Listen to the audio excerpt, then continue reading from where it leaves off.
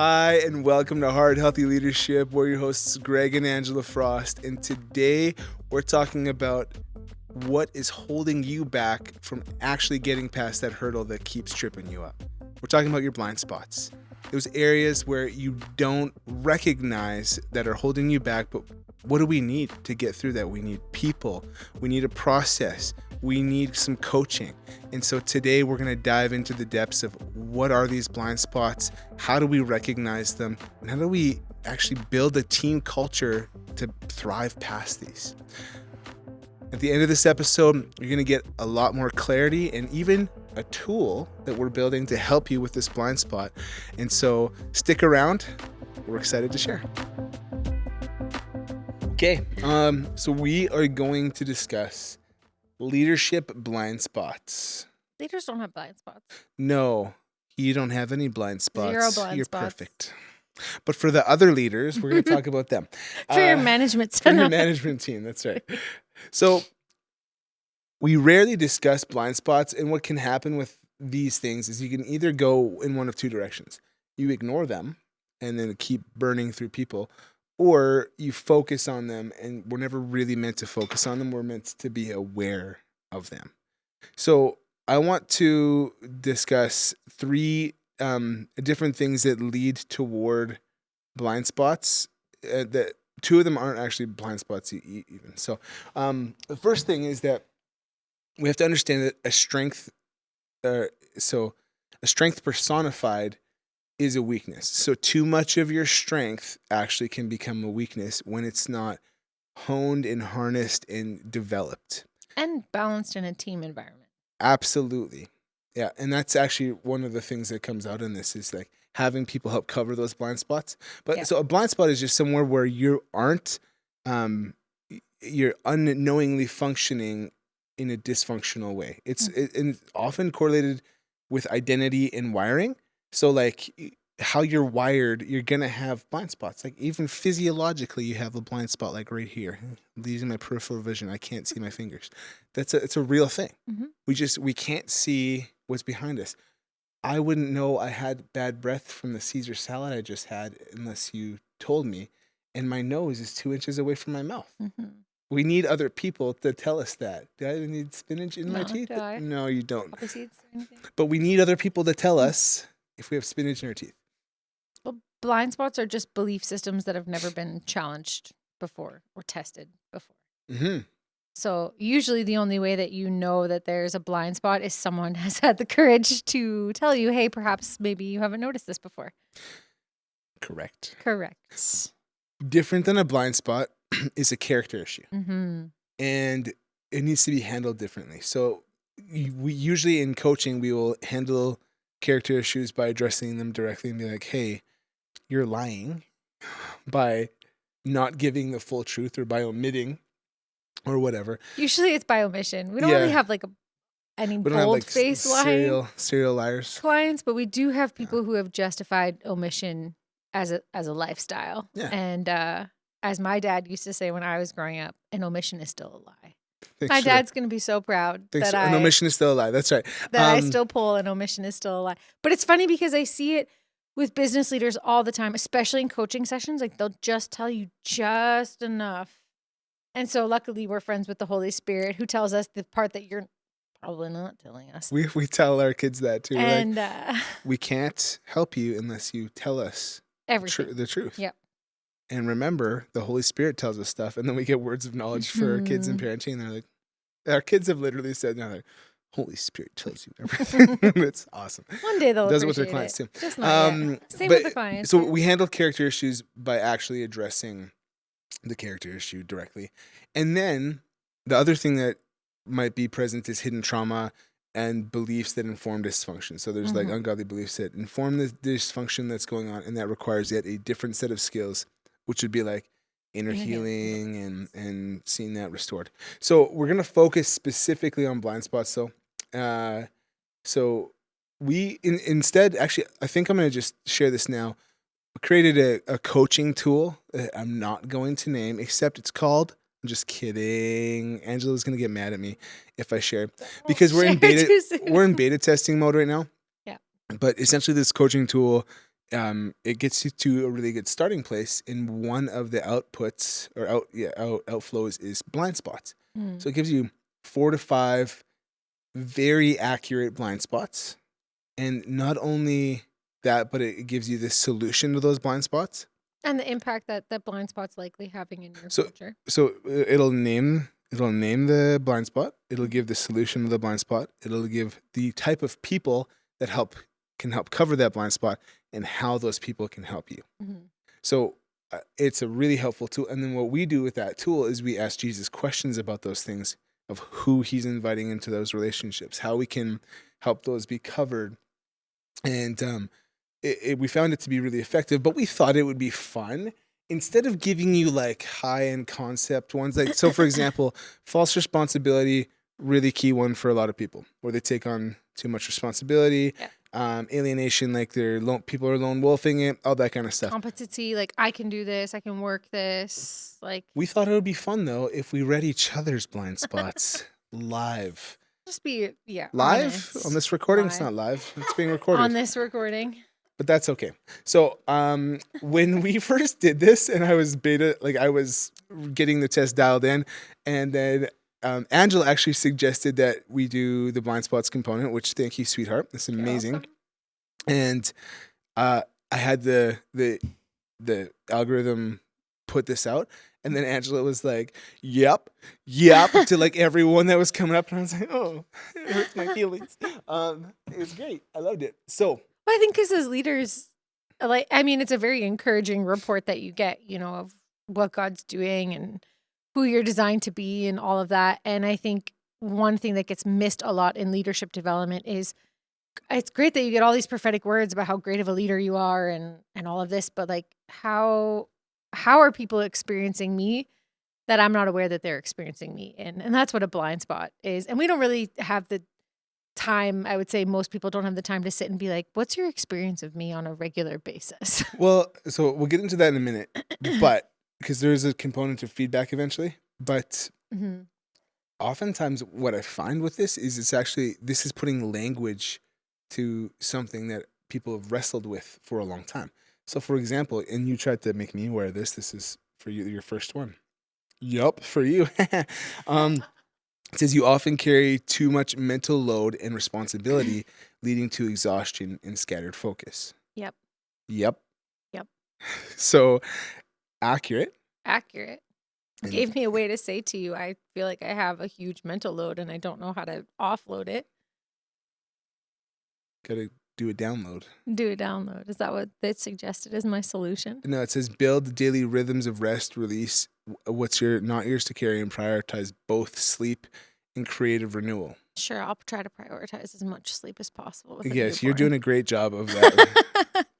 Realistically, it's funny because it's like, oh yeah, you can tell, but honestly, I do need sleep or else the mental load feels even more overwhelming. Right, and so I think part of what we tried to talk through, you sent me as someone who was like did content about helping your wife with their mental load, and it's good to a degree, but I'm like, yeah, but you can think too. I'm not taking on all your crap. Like you need to get rid of this stuff. I'm not your solution to your problem. Correct. Which was actually what you tried to do for a little bit. That. Yeah, 100%. Definitely did. Angela's an excellent CEO in terms of delegation. So people will audit our marriage and they're like, well, that was a little firm. And then once they get to know us, like Lacey knows us really well. She's like, no, that's fair. Yep, fair. Fair game. Greg's being fair. So people that help. So that's the solution. The people, a supportive peer or spiritual mentor who models healthy rest and checks in regularly. So that's like, I'm not a spiritual mentor if I'm your peer, I'm your spouse, but walk with you in this. Mm-hmm. Like, hey, you seem to be a little judgy lately. This is Catherine for me. Catherine does this for you too. I do this for you all the too. Catherine and me. Hi. Yeah, you do. Thank I wouldn't you. say you're like a spiritual mentor to me. No, but I said a peer. I'm your spouse. Jeez. I didn't say spiritual mentor, but I will take the ball cap for that. Mm-hmm. Angela's spiritual mentor. Greg Frost. Sure. That's unhealthy. And how those people, it's a joke. How those people we help. don't recommend those in marriages. They remind you to pause, stay accountable to rest, Yep. protect your energy for what matters most. So like for example, in our marriage, one of the things that I can do to help cover your blind spot, and I do this, I'm like, hey, is that yours to carry?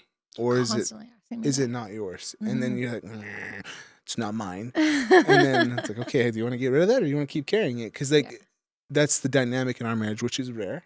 Yeah, like think. a really practical example, because that's like, yes, that's how you cover me. How it presents itself is like I can feel kind of what's in the environment, and we might be in an environment that's not mine to take ownership of in a sense. Yes. But I will internalize the anxiety, the external anxiety that I feel, and I will try to mitigate that anxiety and bring peace to it. And that's usually when you're stopping me, because then I'll start thinking like, okay, how do I need to say this so it sounds less anxious, or do we confront this or do we not confront this? And every time you're like, is this ours to take on? I'm like, probably not, because now I'm in overthinking mode. Mm-hmm. It's usually a sign that I should not be taking that Great. Want to read one of mine? on. Sure. Vulnerable? You Just feel kidding, so it's fine. vulnerable. No, it's good. Did I just pick one, or Go ahead. you can default to fixer mode, reacting to problems instead of staying strategic and in the spirit. Yes, I can. Yes. The solution to that is practicing patient reflection before action, which for me, it's like you're a big idea person. And so it's like you see a problem. And we talked about this, I think, on a couple podcasts ago, where it's like, just because you get the idea, sometimes you just want to implement it right away. A key example is you were working on the AI tool that you were working on right now, and then your dad presents like this, hey, like do this AI thing to help streamline your business or something.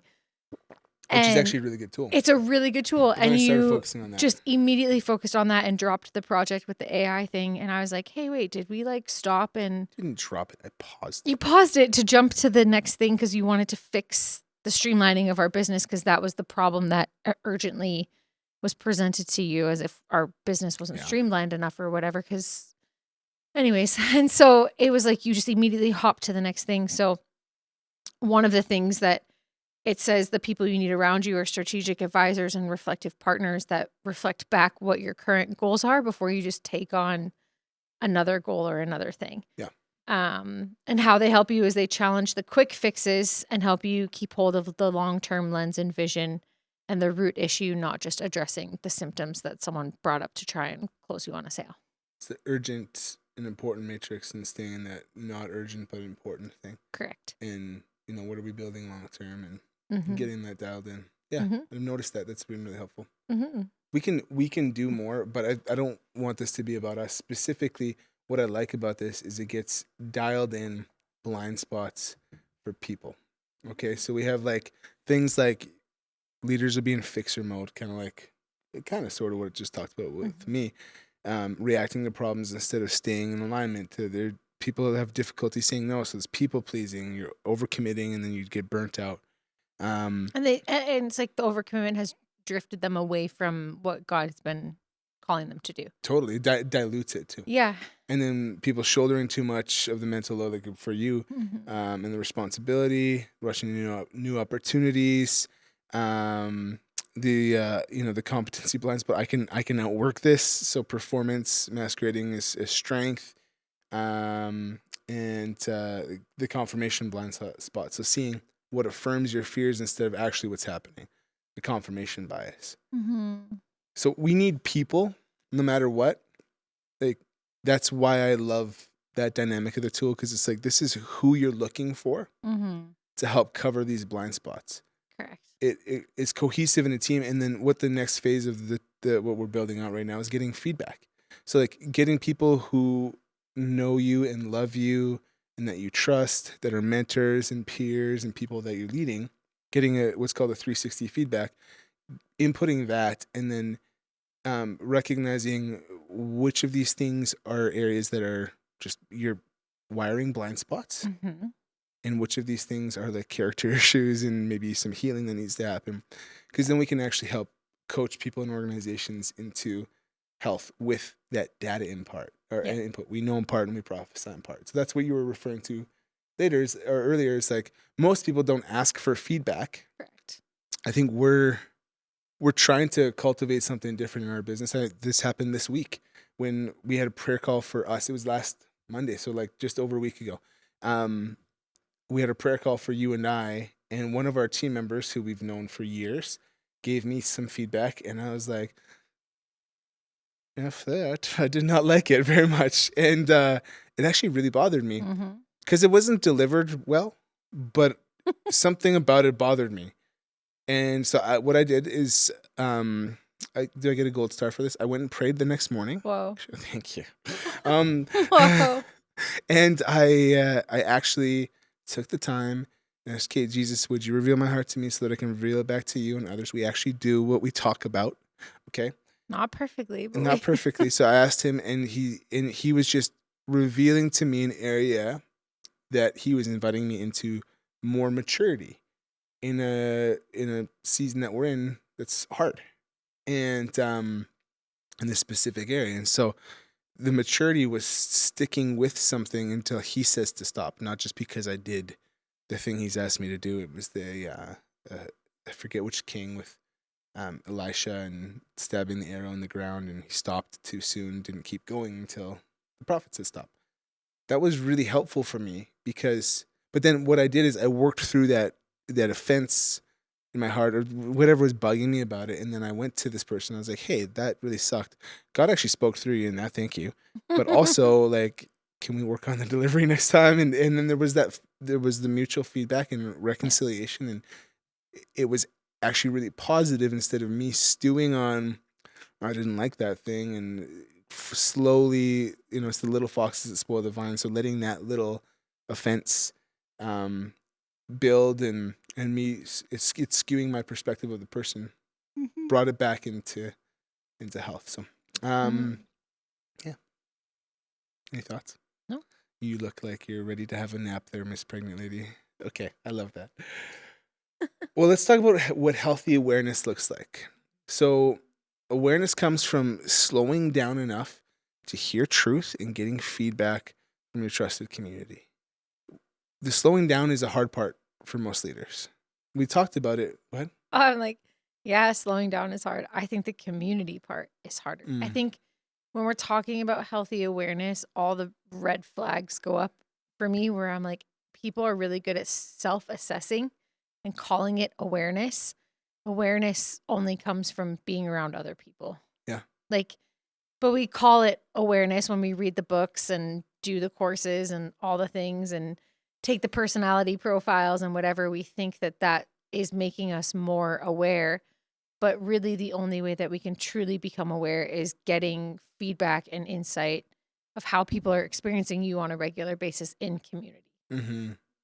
Absolutely. Which requires you to slow down and actually ask. Well, and honestly, part of it is looking back at your history too and what happened in your story and recognizing season shifts where maybe that wasn't God shifting me, like maybe from a job, maybe from a community to like another church, or maybe a business failed or whatever. But I think I would love to give some real world examples for us where blind spots were revealed. So for you were a classic overfunctioner, super high performer, and super high capacity too. Very high capacity. We mentioned this earlier, but you used to have a job where they had to hire 5 people literally to do your job when you left. Yep. And then we got married. Which is funny because leaders love me back then. Why? Like leaders love the high performers, the overachievers. Just kidding. Because I'll just be critical enough for myself that I'll perform and I'll do super well. And if you're in a performance-based culture, leaders love that because they don't really have to manage you because you'll manage yourself. Yeah. And so it's like, I don't really have to worry about Angela because Angela's going to get the work done. She's probably going to add 2 more trips to her list. She'll go to the conferences. She'll do all the networking. I don't really have to worry about her, but was my heart being tended to at all? Absolutely not. Well, let's speak to a specific personality type, which is yours. There's a large inner critic going on in your mind all the time. So it's like when we first got married and I would bring some feedback to you, you're like, I already know that. I'm way more critical of myself than you could ever be of me. And I'm like, oh, why do you even need me then? Guys, I was also pregnant. I've You're always always been pregnant. You're pregnant so much. How does that keep happening? It's We really will discover the good. mystery eventually. I'm really good at I'm it. determined to figure out how this keeps happening. So No, but I really like I call it my innie voice. My inner voice. my any voice. My inside voice was very already critical. What made And it challenging though is for people who are self-critical. How do you initiate feedback, and then how do you take it in a way that can actually help get you to health? And so one of the things I recognized in our relationship was that it was helping you enter into peace, right? Where you could actually experience the positive end of, hey, I recognize you're taking on too much responsibility here. Maybe we need to let that go, and I would help you do that. And then you're like, oh, this is why I need people. And yes, I'm being critical of myself, but that's not actually helping anything. Yep. Okay. And so that's why feedback and being aware of blind spots, like I'm sure like with Angela's wiring, and there's probably people listening to this that have the same wiring. Like, I know my blind spots. Well, I think when you have someone who has a strong inner critic, bringing critical feedback, it doesn't really help. It's not really moving the needle in my life because it's like I'm already aware that I'm carrying too much. So the conversation is really, why am I carrying too much, and why don't I trust other people to carry stuff? Well, and that's how where I can we need the help you? feedback is like, hey, and how Yeah. can I help you Yeah. unpack some of the things that you're carrying? Yeah, exactly. Yeah. Well, Go ahead. No, go ahead. No. I was just going to give an example in my life. Yeah, go ahead. So, I mean, for me, there was the example here is when a blind spot created conflict with a team member relationship. And so when I started off in ministry initially, I was I grew up like listening to John Maxwell and going to those conferences with my dad, because my dad is very much like leadership coach guy. Like let's read the books, all the John Maxwell books, all that kind of stuff. And so I was also what was in my heart is I found a lot of identity in a title or role rather than just being secure in my identity as a son. So we also found a lot like you thought there was authority in your role. Right, but that was more correlated to my desire for significance. Is that feeling like I had authority? So in this team dynamic, I was asserting myself as the leader, even though God specifically spoke to the pastor in that situation, was like, don't make Greg a leader. Like, don't give him the title of a leader, which was the best leadership lesson I ever learned. It was a good leadership lesson. Honestly, it was foundational for me, because all true leadership is found in relationship. All authority is in relationship. It isn't in a title or a role. It's in relationship. Like, I know that to be true now. So when people are like, "Oh, you're a leader," it's like, cool, I guess. Like, I love people, and like I'm like working through maturity with God. So like I'm going to lead people, but my goal is to more now father people as the Father is fathering people, rather than to be like, look at me, I'm your leader. So in this situation though, my significance was being drawn from being a leader. And what it did is it triggered other people who were highly capable leaders and had good ideas. And it created camps. So that's the religious and political spirit, right? Yep. And so specifically the political spirit in this situation, where we wanted to create camps. Us versus them. And so I had someone else leading the charge in that, but then I participated in it. And I was like, oh, I'm gonna beat you, because that's my part of my wiring is like fight or flight. I'm a fight, and I'm competitive.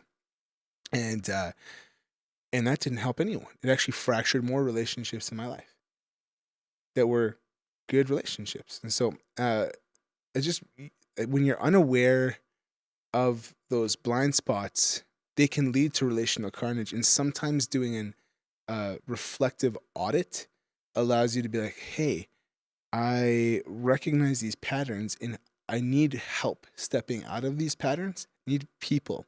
Again, we have a weird marriage because like I love your feedback. It's also hard sometimes, but I've told you this where I'm like, when you give me sometimes some like very direct, firm feedback, I'm like, that's actually helpful, because sometimes I'm unaware of my proclivity Mhm. to miss the mark. So like for example, recently there's some external stress going on and I was snacking more than normal. And when I snack on stuff I shouldn't snack on, I get inflammation in my body, which leads to me feeling like trash, but also inflames old injuries marginally, but enough to not like be annoying. Yep. And so I actually, it was 2 Sundays ago I missed church. I was like, oh, I'm feeling so gross. Why am I feeling gross? It's like the day after Halloween and we got a bunch of candy and I was eating candy. And I was like, why am I feeling gross? And Angela's like, you want to know why you're feeling I gross? didn't And I say was, it like that. yes, that's how I heard it. I was intentionally like, do you want to hear? It was can good. I give But you I actually really a loved. perspective? That was She so did, nice. I was but so she was kind. a little. Well, that was I think I it was was smiling. it was in between. Sometimes It your was mouth. after the question when he's like, yeah. I was like, okay, boom. Yeah. Sometimes your mouth is smiling, but your eyes are lasers. Okay. Lacey's like, yeah. Feedback. Just Feedback kidding. It's true. live. I Not can't just help kidding. it. Recorded. Okay. Regardless. I can't stop the fire coming out of my eyes. And you I've really can't. tried. I know. People are like, there's so much fire. I'm like, I'm so sorry. I don't know how to quench that one. Okay. Regardless, it was because I was eating crappy and unconsciously doing it, or like semi-consciously doing it. Yeah. And that was causing me to feel gross. I'm like, that actually was really good. That's the faithful are the wounds of a friend. Like that's the kind of a wound that is. That's in Proverbs. Where when a friend gives us feedback that might be hard to hear, it's actually helping us be more who we're designed to be by God. Yeah.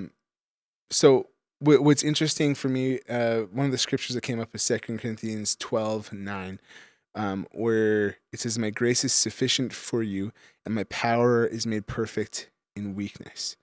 See, leadership becomes safer when unseen things become seen and ownership of your weaknesses exist. So you cannot have Christ's power made perfect in your weakness if you don't recognize that you have some weakness, if you have some blind spots. But here's the good news is that Jesus said, and this is through Paul, my grace is sufficient for you. Mm-hmm. So God's grace covers us in our weakness, and he does that through people, through community. He does that also relationally with us. Both of those things are true. They're not mutually exclusive. Yeah. And we need to recognize, what does that grace look like in our life and in our team? How can Angela cover my weakness? How can Lacey cover my weakness? How can Amy cover my weakness? And that's why I love our approach by having 2 intercessors and a coach on a call, because we cover each other's weakness. When there's a leg, someone usually has something that God's speaking and it catalyzes this really beautiful moment. Yep. But we need that as leaders. Like that's what we do in our business is we walk alongside these leaders like, hey, this is a spot where you might be blind to, or this is an opportunity where God's inviting you to grow and mature, and the result is always fruit. Yeah. But we need people to do that. As you're sharing, I'm being reminded of a conversation we had recently with a government official who we walk alongside, and they were chatting with us just about how isolating being in leadership or government or a business owner actually is. And it's isolating because it doesn't feel like there's ever a safe place to reveal the blind spots or the weaknesses or the things that your heart is working through, especially in the political realm, because then, it's on the 7 o'clock news. It's like you can't actually, and at that point it builds this suspicion of like, can I actually trust people to not share what's happening in our sessions? And what ends up happening, because we have such a media culture and like, honestly, we have such a shame on you culture now. Like, you can pull out your phone and on TikTok shame on you someone in like 15 seconds. And it's so hard to be authentic and real and vulnerable when that's the permissible culture right now, where the media can cancel you, someone can take a clip out of context. And I mean, you can just get an accusation. an That's the accusation. crazy thing. Yeah. You see these actors or these government leaders where they're accused of something, and the accusation, the mob mentality is guilty because someone said it. Especially, and this is just true, if a woman says someone sexually assaulted me, it's like that man is immediately guilty no matter what. And he might not actually be guilty at all. Correct. And I'm not saying that doesn't happen, by the way, or those cases aren't important to bring to the surface. That's not what I'm saying. I'm saying that the association and the accusation makes people guilty. What? Why are you pausing now? This is the worst time to pause. But I can't say it. I have to edit it out. What? I was talking to you, Blake. Just had to let that out of my system. Edit it out, eh? Blake Lively. Talking to you, miss. I got sexually assaulted my ass. Yeah. But don't put that in the podcast, but that's how I feel about it. Angela said like ass. Poor Justin. What? Justin Baldoni just dragged through. Making people who have actually been sexually assaulted look awful. Anyways. I'll bring it back. I won't. You have to edit that out when I long pause. But that's exactly where my mind went. That's an interesting example.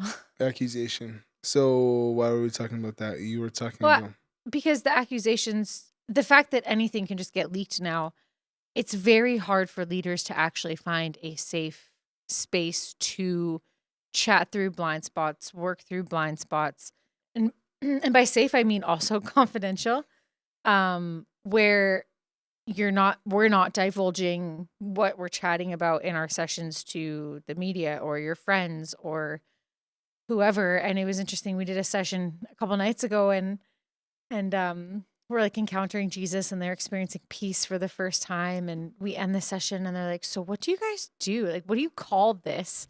We're like, oh, we call this intercession and leadership coaching for business leaders. And the whole key revelation was that this person was just carrying everything by themselves. Like the picture that we got was like their arms were just full of everything that they've been carrying.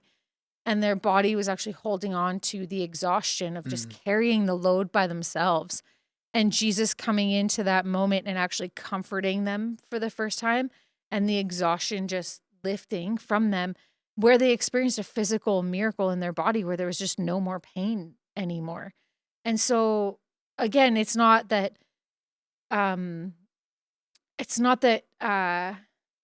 leaders need to be perfect. I think leaders need a space to actually share the ugly things that are there, because I'm going to be honest, you all have the ugly stuff in your heart. And what's happening is if you're just perpetuating the cycle of stuffing the ugliness or ignoring the ugliness, which as a leader, when I hear blind spot, I hear that's an ugly thing I don't want to address. It's like, ooh, that's messy. I don't want to address my blind spots, because if I address my blind spots, then I have to clean up the mess of now knowing what my blind spots are. And I don't really want to clean up the mess because it takes too much work and it's easier to perform. But what happens when you actually slow down and take the space to address the blind spots is your heart becomes healed. Your heart becomes healed. You're in more alignment. You're way less triggered. You are encountering a lot of peace. There's a ton of alignment in your business, and you start seeing things from a different perspective, very non-reactive, very responding to what God is doing and how you can participate with that. And it really, because I'm like, when you bring up the scripture, like, my grace is sufficient for you. I'm like, what does that mean? People. Thank you. No, I mean it. It's like, everyone's like, it's like when someone like, you're like, oh, I'm going through something really hard. And they're like, God works everything out for your good. I'm like, cool. That doesn't really help me in the moment of how God is working all of the things out. So how his grace is made sufficient for you and his power made perfect in weakness is you actually enter into a safe space where your weaknesses, it says we're supposed to boast in our weakness to one another. I boast in my weakness, Paul says. And back then they were boasting in their weakness to one another. They were sharing like, and not in a self-deprecating way, like I suck at this and not that kind of way. But it's like, I'm really not good at meeting people's emotional needs. Like my EQ compared to Greg's is just not, we're not on the same level. I need Greg in my life to EQ me because I'm like in such alignment mode that I'll miss an EQ moment for alignment. And Greg's like, maybe like be a little bit nicer when you say that. And it's like, yeah, I do need to be nicer but also just realistically sharing with people, sometimes I miss emotional cues because I'm so focused on like how God's trying to bring alignment right now that I miss the pastoral care side of something. So I know I need pastoral people around me. That's why I don't really take calls by myself, because I'm like, I need someone to like shepherd this and buffer this a little bit and tend to the heart a little bit more than I am naturally graced to do. Not because, and then again, what leaders do is they're like, well, that means I just need to learn how to become more pastoral.